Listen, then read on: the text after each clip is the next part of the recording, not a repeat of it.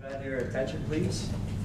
I'd like to welcome everyone to the National Teach In on Climate Change Solutions, which is hosted by NYPIRG, or the New York Public Interest Research Group, if you don't know.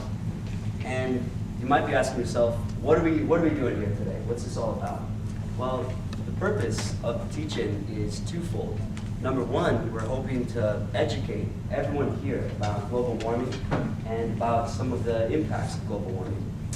Number two, we're hoping to provide a way for you to get involved, to take your intentions, take your words, and to translate them into real actions.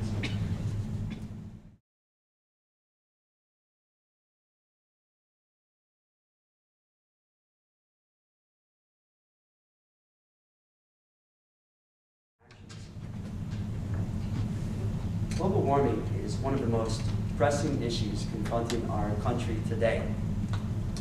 And I'm not talking about issues that are going to arise down the line. I'm not talking about things that are floating around on the horizon. I'm talking about consequences that are happening today. And the actions that we take today will have a significant impact on the future that we all share. Just a breakdown of what we're going to do today. We're going to start out with a video. As you might have guessed, it's called The First 100 Days.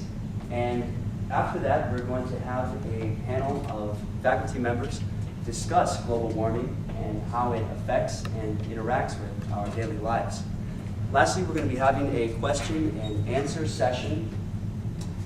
And you've got some little blue cards in front of you, so if you have any questions, if you have any comments, please write them down, and I'll be coming around after the presentation to collect those, and we'll be posing some questions to our panelists. Once again, I'd like to thank you for coming here today. Let's get started on this.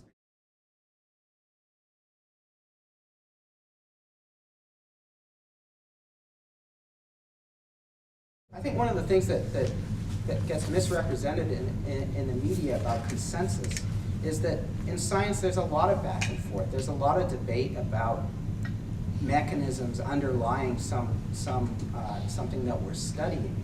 But I think with climate change, the debate isn't about whether it's happening.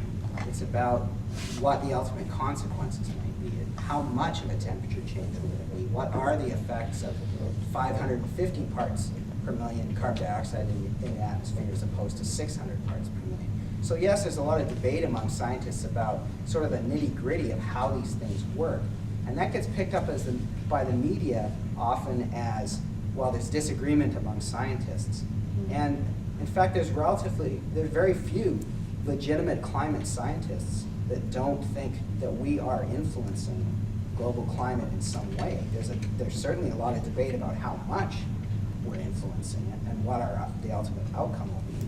But there isn't this, other than scientists paid by ExxonMobil that are actually petroleum geologists, that get equal time with 3,000 climate scientists, and then that's viewed as legitimate back and forth.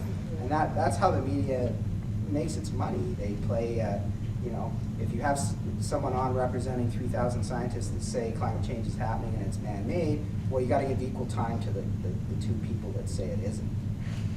And that's, that's part of their business model. And that's a tough thing to get around. I just have a comment and then a question. I think the important thing, and I think that's what you were getting at, Jasmine, was that tonight is really important to hear about, the nitty-gritty facts and get our questions answered. And when movements start happening, it's always students that get the energy going and are the activists that make change and take the kind of message out there with evidence that they've heard at a teach-in or in a class or from a scientist. So pairing that through these teach-ins and through us taking the message out and getting people riled up, because we've got all the energy to do that and will to do it. And my question was, you were speaking about Ithaca and more regional things, and I was listening to NPR, and Brian Lair was actually talking about how Ithaca was one of the few cities that wasn't experiencing a recession, that was actually hiring more jobs than it was losing, and albeit it's a smaller city, but Do you think that it's tied to their progressive planning and the fact that they've already invested in more of these sustainable planning solutions? We'd like to think so. But, you know, Just say it. You know, my theory is, I was involved in the lake cleanup stuff in the 1990s for Onondaga Lake, right? So when you got that kind of thing hanging over your community, it kind of creates a cloud. So, you know, do you want to locate an industry there? You know, what's your quality of life like? How, you know, what is the whole quality of the environment? It's like your green infrastructure, right? So if you don't have any big environmental quality problems, if you are producing green jobs, if you have a high quality of life as a result that connects that, Burlington, Vermont, another example, right? So, you know, these kind of places, those are the places that are going to win in the long-term economic development scenario. That's what's going to happen.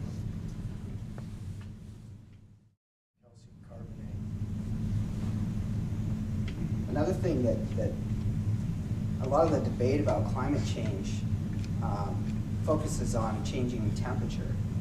And there's always, you know, a significant amount of time is devoted by the media to the, well, you know, we should just do nothing because it's going to cost us too much. But what isn't addressed a lot are the consequences of increasing carbon dioxide by itself.